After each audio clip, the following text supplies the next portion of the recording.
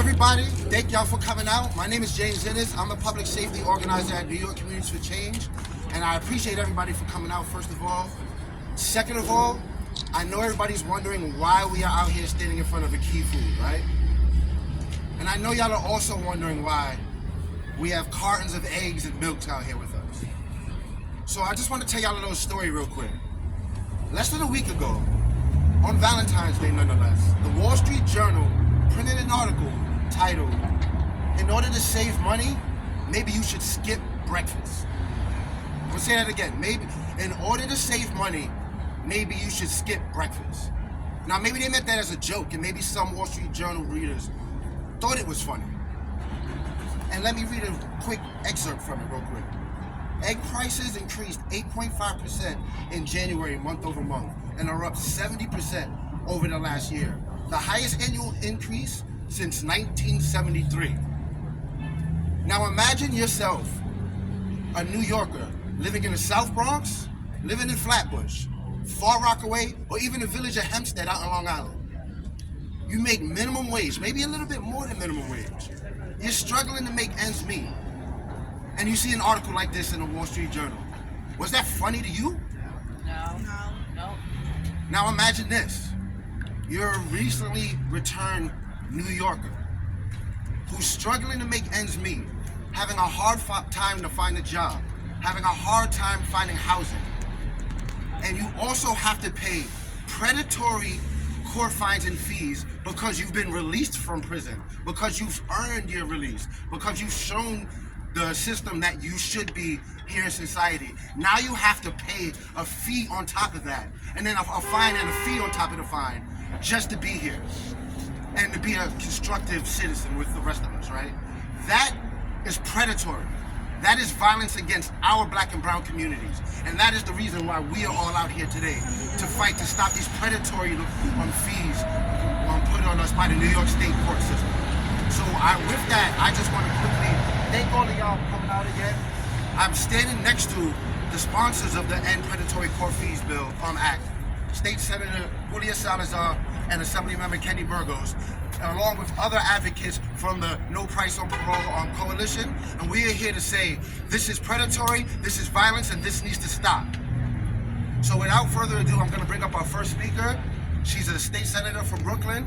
She's a friend, she's a comrade, and she's here today, Salazar. Thank you so much, James. Good morning, everyone. It is great to be here with all of you. As James mentioned, I am Senator Salazar, and along with Assemblyman Burgos, I am the sponsor of the End Predatory Court Fees Act. And we are outside Key Food today to demonstrate the costs that are impacting everyday New Yorkers. Right now, more than 60% of New Yorkers cannot afford even their basic needs, right? People who are just trying to come to the supermarket, get a gallon of milk, it's because of price increases right now that are affecting all of us, but for thousands of New Yorkers, it's also because they are unnecessarily burdened with court debt, fines, fees, surcharges that apply to every conviction, that apply to violations, even the most basic traffic infractions come with a cost. And what it really is a regressive tax on the most low income and vulnerable New Yorkers. By continuing this system of court fines, fees, and surcharges in New York State, we are perpetuating punishment. And keep in mind that many of these fees and fines were never intended, they are not even ostensibly supposed to be punishment. They were created as this backwards, regressive mechanism for raising revenue and recuperating costs for our court system. But the responsibility for funding our court system should never fall on the backs of working people. But right now, that is the reality in our state. It doesn't need to be this way. If we pass the End Predatory Court Fees Act, which we must do this legislative session, we must do it in this budget. If we pass the End Predatory Court Fees Act, we can make sure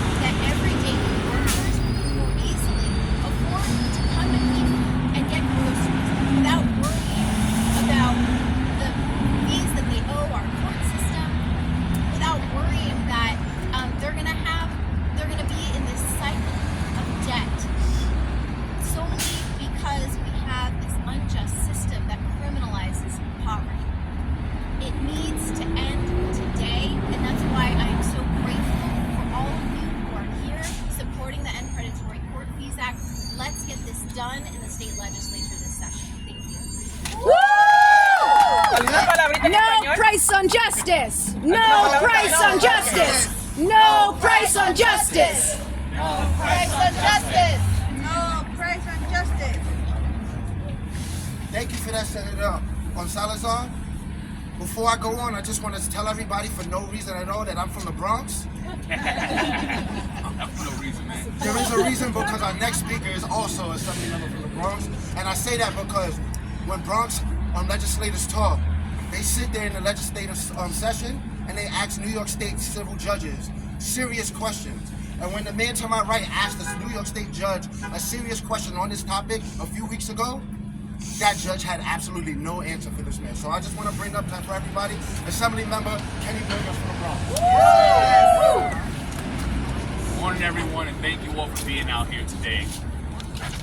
I want to start out by saying to all those watching from live streams or when you watch this video, and of course people here, are you aware that it's still a crime to be poor here in New York in 2023?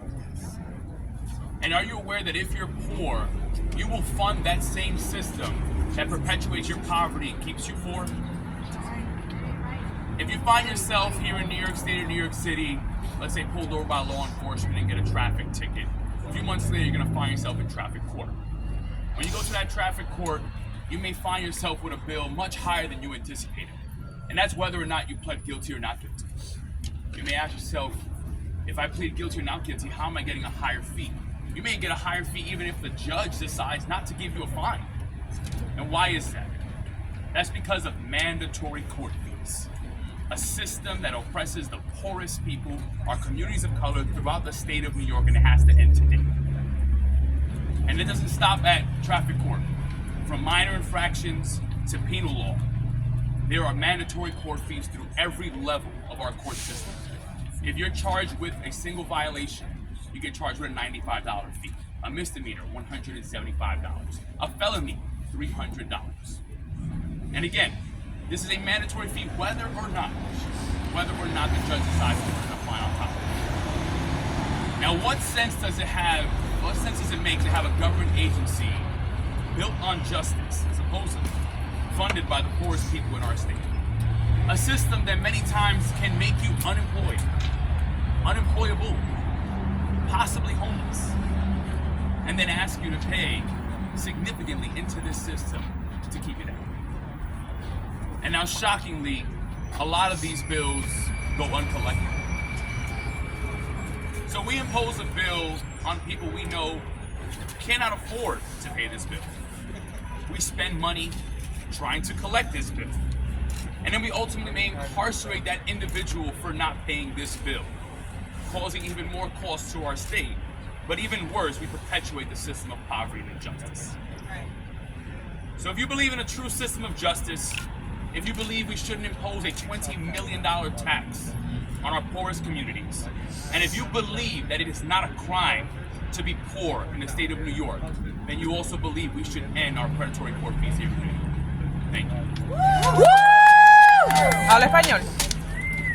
Give me 1 second, because I'm going to fix a paragraph in Spanish. Ok, ahorita, cuando termine. I'm Spanish challenged. Ok. Now I'm going to get you. You want to speak to us in Spanish? Cuando termine, entonces. What we've got. Well, Cuando termine, when he's on. Let's keep in order. Let's keep Please the don't order. leave. Yeah. Just to keep the program going, next I'm going to bring up Peggy Herrera from CCA.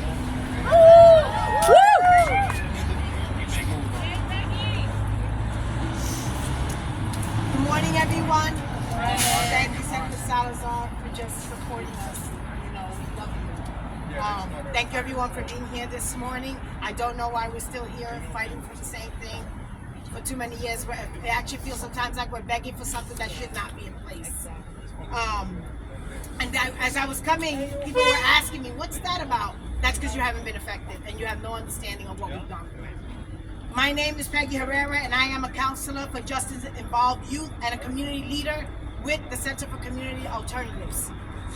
Here in New York, the cost of basic needs are rising every day. 3 out of every 5 New Yorkers don't earn a living wage. So when they are forced to pay for court fees and fines, that means they have even less money to afford their basic survival needs like food, childcare, transportation, and bills. In grocery stores like this one across the state, food prices are increasing by 10% on average. Everyday people who are struggling to pay their court fines and fees walk down these aisles doing an impossible math equation in their heads. Do I buy the food and diapers my children need, or do I send that money to the courts to pay off my fees? I am here today because I know firsthand how hard it is for families for these to pay court fines and fees. In 2019, I called emergency medical services for my teenage son Justin, who was having an anxiety attack in our neighborhood of Jamaica, Queens. He had been routinely criminalized for his mental health issues. After counseling with EMS, he started to calm down, but the police kept insisting on removing him from our home.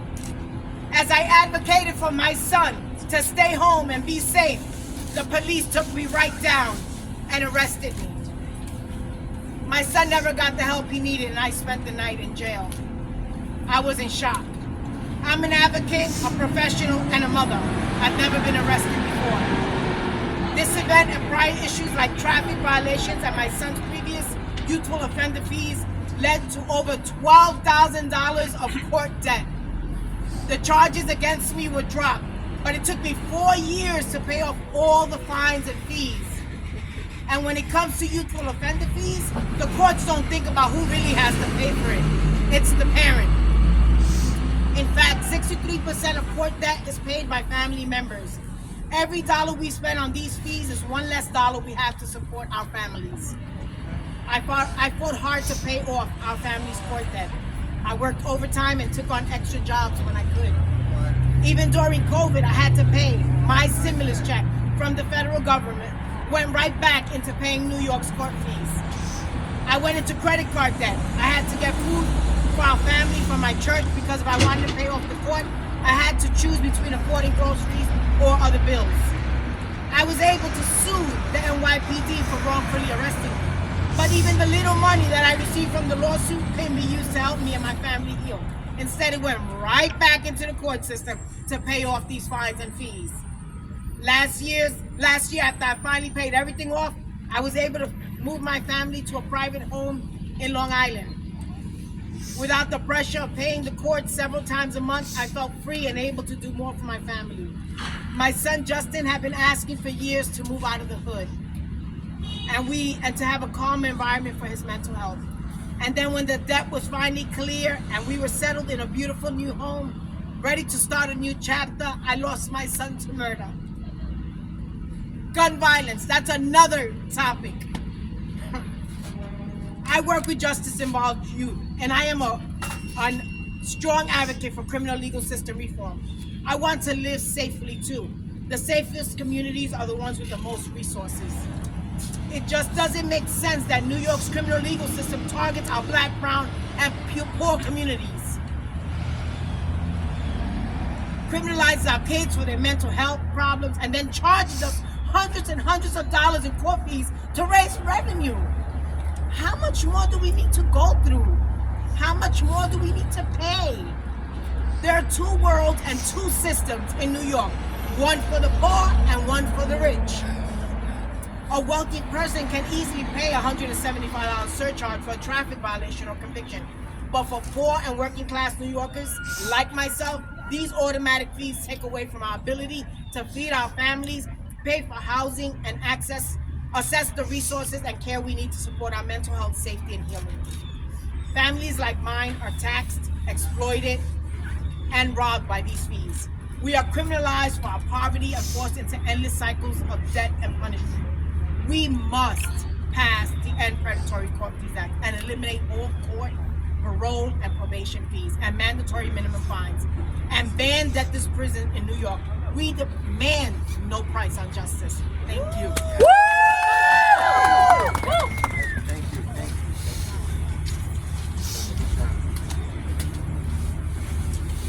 I want to say the New York State budget for this year is $227 billion. Am I right? We also haven't introduced, but we have a city council member here. The New York City budget is $100 billion. That's right. Why do we have to tax the most vulnerable and the least able to afford it to pay for something when we have more than enough money as a state and city?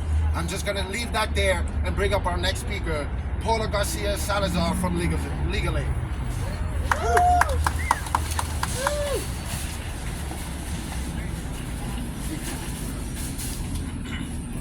Hi everyone, my name is Paula Garcia Salazar. I'm an attorney at the Legal Aid Society. And I'm here today to speak on behalf of the thousands of legal aid attorneys who see the impact of fines and fees on our client across all 5 boroughs every day. Today I'm just going to share one story, even though we see this happen all the time, of one of our clients who couldn't be here today. In January, our client was arrested and brought to court on a failure to pay warrant. When he got to court, the judge saw that our client had 3 sets of unpaid fines and fees for unlicensed driving violations, so not a crime. The total for all 3 was just over $500, of which half was mandatory surcharges. Without inquiring about whether our client could actually afford to pay these fees, the judge decided to execute a jail sentence and ordered our client to spend 45 days at Rikers Island. Our client was arrested, handcuffed, and sentenced to more than a month at Rikers, where 19 people have died this year alone, all over $514 without even having a ticket. Thankfully, a friend was able to step up and bring the money to court the same day, and our client avoided going to Rikers. However, he spent 8 agonizing hours in handcuffs until the clerk could actually put the payment through, and he was unsure whether he would be able to go home that night. Many of our attorneys also know that sometimes if the payment doesn't go through, your client will still be taken to Rikers even though they have the money to pay because their family was able to get it. Our client is a military veteran. He's a loving father of 2 young daughters, and to provide for his family now that he's retired from the military, our client makes a living as a driver for various meal delivery services. That means that every hour that our client spent waiting to be put on a bus to Rikers costs our client estimates that he lost $200 to $300 from the ripple effects of his ordeal, in addition to the $500 in fines and fees. Our client didn't pay his fees not because he didn't want to, but because he couldn't afford them, and he still can't. Now his family must make up for these costs. In fact, our client couldn't be here today because he cannot afford to miss more time off work. For New Yorkers living in poverty, $800 is a life-changing amount of money. And for a family of 5 like my client's, $800 is not just a week worth of groceries and a month's rent, but so much more. Mandatory surcharges are derailing the lives of the most vulnerable New Yorkers. They're a tax on the poor, mostly Black and brown New Yorkers. No New Yorkers should be afraid of being sent to jail because they're not only is the system of collecting fines and fees unjust, it just doesn't make sense. It costs approximately $1,226 to incarcerate somebody at Rikers just for 1 day. So in total, the state was willing to spend over $50,000 in incarceration costs alone. That's not to say how much it costs the court to run, how much it costs to have an attorney, just to collect $514. This is not effective revenue raising, but a nonsensical system that needs to end. It's time to pass the end predatory court. Thank you. Thank you, Paula. I'm gonna keep it going. Oh. And next I'm gonna bring up Antonia Jeffries from the FFJC. Good morning, everyone. I know it's cold out here, but good morning, everyone. Good morning. Thank you all for being here to join us in urging the passage of the End Predatory Court Fees Act. I want to start with just one data point. Data from the Bureau of Labor Statistics show that the group least able to weather inflation, New York City's minimum wage workers, have lost 12.8% of their purchasing power since January 2020 as a result of no increase in the minimum wage and cumulative 12.8 inflation. A couple $100 in a fine and a fee for a low-income person would be like $1,000+ in fine and fees for our highest income wage earners. So while they think it might be a drop in the bucket, it is not that way for most New Yorkers. It is past time to undo the harm of New York's regressive, counterproductive court fees. At the beginning of the pandemic, we urged the then governor to stop collecting predatory court fees that continued throughout our entire state, even though the nation was in a global public health pandemic that was also an economic crisis. Contrary to what we see around us and what we want to be true, we are still in a public health and economic crisis, heightened by the government's inability to support and meet the needs of everyday New Yorkers. Last year, Governor Hochul made eliminating parole supervision fees a priority in the New York State budget, which was a part of our bill, demonstrating that she does understand the harms that fees pose to thousands of New Yorkers on parole trying to meet their basic needs and rebuild their lives post-incarceration. Well, 60% of New Yorkers are unable to afford their basic needs right now. Eliminating predatory court fees will provide relief to thousands of New Yorkers crippled by debt from these regressive taxes. Predatory court fees are explicitly intended as revenue raisers levied against New Yorkers least able to afford them. Since the creation of the mandatory surcharge in the 1980s, the surcharge for violations has increased 178%, more than the expected inflation-adjusted amount. Now, with inflation rising rapidly and the minimum wage remaining the same, families stand to cripple further into debt with the mandatory surcharge. Predatory court fees make us less safe by using law enforcement as armed debt collectors in pursuit of money New Yorkers simply don't have. But there are other public safety issues as well. A new study in New Mexico assessing the impact of court fees found that over 2/3 of respondents admitting to having to commit a crime in order to pay fines and fees. And 40% have had to use predatory and very dangerous payday loans to pay court fees before their next payday. Why would we put people through this when the government can responsibly fund important agencies rather than depending on unsustainable and unreliable sources of revenue in the mandatory surcharge? In our current economy, someone who has a fine of about $100 and let's say a mandatory surcharge of about 50 or 60 will have no discretionary income that month. A minimum wage worker will have to sacrifice essential needs, while the highest income earners can easily pay with thousands of dollars of discretionary income to spare. During the pandemic, close to 1/3 of households surveyed by the Census Bureau reported at least some difficulty in August 2020 in paying household expenses. The percentages continue to increase through 2022 in New York, with 47.1% having difficulty in October 2022. And the national landscape for fee elimination is ripe. States like California have eliminated court fees. The Families Over Fees Act repealed 23 criminal administrative fees and vacated $16 billion in outstanding debt, eliminated 17 additional fees and vacated $534 million in outstanding debt within the past 2 years. Even Texas has eliminated a wide range of fees, including juvenile fees and costs.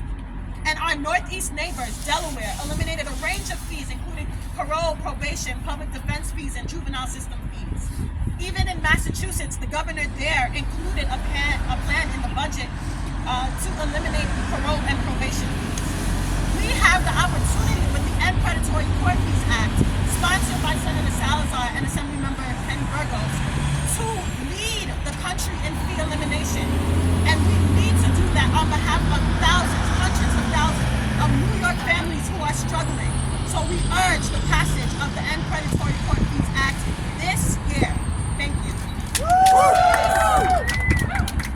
And I want to thank you specifically because I was going to take this time to speak about the buzzwords in the state, which was public safety, and you kind of segued me perfectly, right? Because how does any of the stories you've heard today make any of us safer, right? That is literally the question I want. She had the stats I was going to give you all. I don't have to give it all anymore. How does Peggy's story make anybody safer? How does putting money into incarceration and not resources make anybody safer? And how does finding people for being released from incarceration make them or their communities any safer? So I'm going to leave it at that and bring up our city council member from Brooklyn. Are you ready? I'm ready. Lincoln Restler, everybody. Well, firstly, it's great to be with you right here in the 33rd Council District. I'm the neighborhood councilman here, and I just firstly want to shout out our awesome state legislators.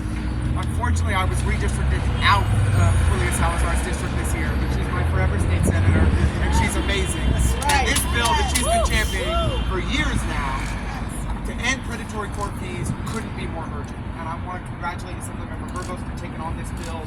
I believe 2023 is the year we're going to get it done. And I also just want to give a special shout out to Joanna Weiss, who, when I was campaigning for city council 2 years ago, stopped me with her beautiful dog and said, "We got to talk about fines and fees." And I want to tell you, I am very excited that as in the city council, I'm going to be introducing a resolution to support this bill and to make sure that the council weighs in with our strong support.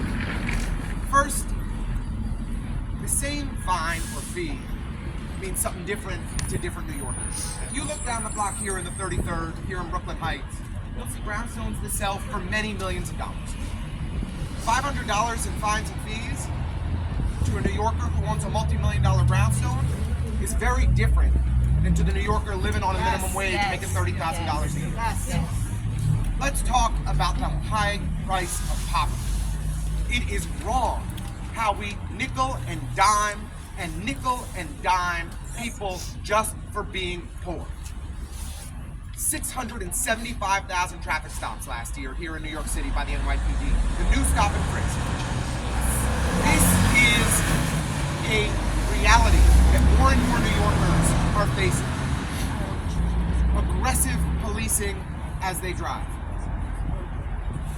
And every time that somebody is stopped for a traffic ticket, every time that somebody is convicted in court, they have additional surcharges and fees put on them for no reason other than for being caught for a minor traffic violation.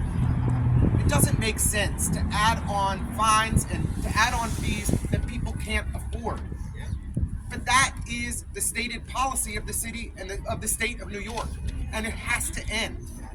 So we need to get rid of inappropriate fees and surcharges. We need to make sure that when people are imposed fines, that they are income-based, based on what they can afford. Because for the millionaire, a $100 fee means something very different than the minimum wage earner. And it should be fair. Our fine system should be fair. And that is what this legislation will accomplish. And so we're going to push in the city council to make the voices of New York City heard. And with Senator Salazar and Assemblymember Burgos' leadership, we're going to get it done. Thank you for this great program. Thank you, Councilmember Restler. I wanted to take a step back to remind everybody that New York City is the greatest city in the world. And one of the reasons it is because it's a multicultural city. And we did this whole press conference and didn't consider our Spanish-speaking people. So Peggy, would you like to come say some words in Spanish really quickly? Un poquito nada más.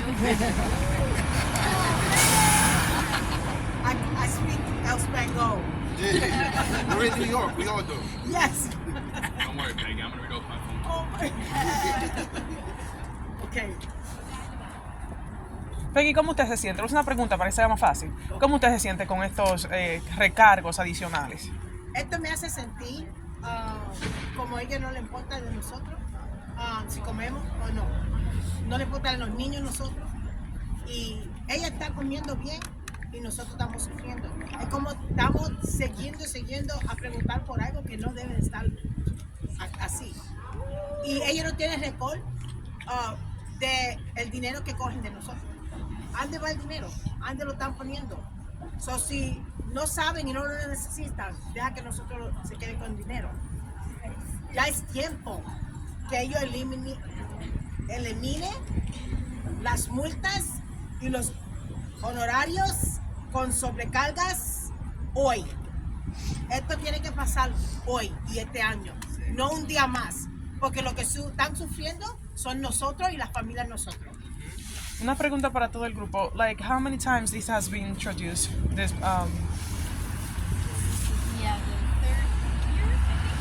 third year in the last. So every year it has been introduced for the last 3 years. Okay. Este el año.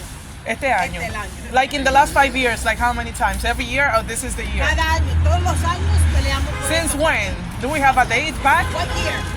To 2020, right? It was the Like first year, 23 years fighting for this every year? 2020, We can since say, 2020, yeah. oh, since 2020. 20, yeah, so the last 3 years. The last 3 years you've been fighting for this. Okay, it's clear. Pero este el año.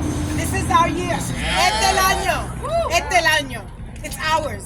Ahora, alguien va a agarrar esto y lo va a alzar, los galones, los guacales de esto. Because I need to take, I'm going to start my story like this, right? I can see it from there. So someone else who wants to hold this? One. And there's another one left.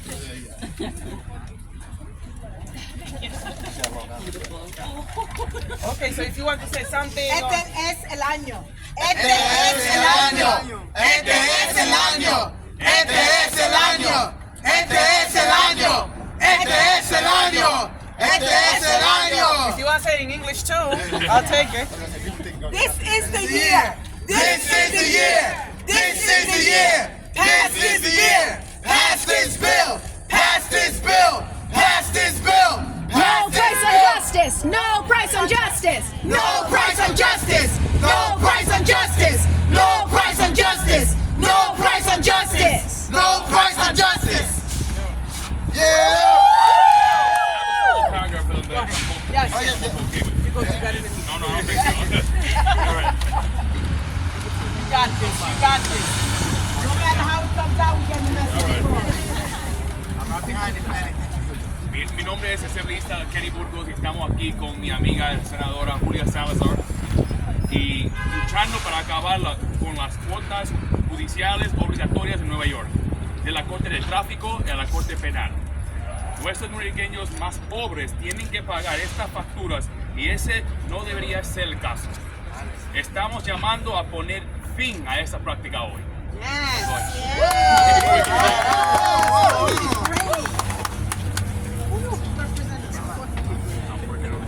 Thank everybody for coming out today. It got a little chilly on us. I thank y'all for your patience. I thank y'all for your energy. And I thank y'all for reaching out to your local legislators.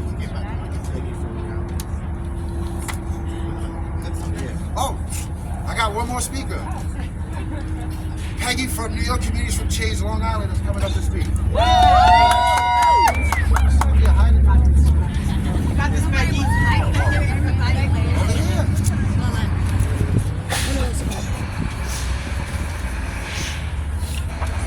All right, good morning, everyone. My name is Peggy, and I'm with New York Communities for Change.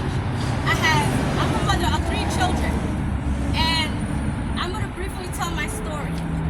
And the reality is that we need to stop these predatory fines, right? It got to stop. With my story, back in 2014, I have lupus and I have fibromyalgia. We talk about the disability community. We have not addressed that. And what distraught me was that I was arrested over self-defense. The police came to my home. I was literally dragged. I dealt with police brutality. I ended up with a fine. But at that time, I wasn't working. So having to pay that fine, where I couldn't pay the fine, and I couldn't find employment because it was pending. It was pending. So every time I was trying to apply for employment, they're like, no, we can't until the case is handled. We can't hire you. So it left my 3 children in distraught. Mental health was in effect. So the reality is that whether it's $200, whether it's $500, whether it's $1,000, it leaves mental health trauma. It leaves us worrying about how we're gonna pay rent, how we're gonna put food on the table, how are we going to continue to move forward? Because even when the case is closed, we're still going through PTSD. Every police officer that I was reading, I didn't trust. Because despite of everything that happened, I had to see it like this. I did not get the opportunity to go to the police station and tell my story. I was automatically automatically handcuffed. Officers put hands on me, grabbed my daughter out of my hand. She was a toddler at the time. She was left crying. She was distraught. It was a lot of emotional trauma that was dealt with. And the reality is, this is what's going on constantly in our communities. We're constantly going, they're doing over-policing in our schools. They don't care if these children have disabilities. They don't care. And we are left with the burden. And like Peggy said, when you talk about gun violence, it's a vicious cycle. Because I have witnessed Caucasian families being in court and they're able to get away with it because they have money. But because someone like me, who with Nassau Suffolk Law Services, I had to represent my own self. I had to deal with my own case. I had to literally do my research and be my own lawyer because they wasn't doing anything. So these predatory fees gotta stop because they're banking off of our people. It's still slavery going on because that's exactly what it is. That's right. We want to change. If you want to change that mindset. Change that white supremacy mindset. Because everybody's going through it. The pandemic, like you said, with the eggs, we're all going through a pandemic. We're all going through a struggle. You have no right to judge because it could be you today and you tomorrow. And I want to thank you, Salazar. You should be president of the United States. Thank you. Because you have been our trooper. You have been our voice. You have been our everything. So I want to say thank you because you come and you voice your opinion. I want to thank you for something because you have stuff. I want to say thank you as well. It's hard for me not to cry because as a mom, I have my oldest one who has disabilities, and I have my neighbor whose son, who's literally locked up to this day since last year, and he is autistic, and it's a constant burden it's on us. It's a constant burden, and it makes me sick to my stomach. Because we're scared to send our children to school because of the fact that they're still doing schools to prison pipelines. Our children cannot get a proper education. They cannot sit there and express their voice and concerns because the minute they do, there goes the police. Because my 17-year-old son went through it at both seats, where he was handcuffed and physically assaulted and involuntarily sent to the hospital. And that sent him traumatized, and he was still being blamed for it. When is that going to change? When is that going to change? They are banking, and I'm sick of them banking off of us. So thank you for everyone for speaking up. And that's my time.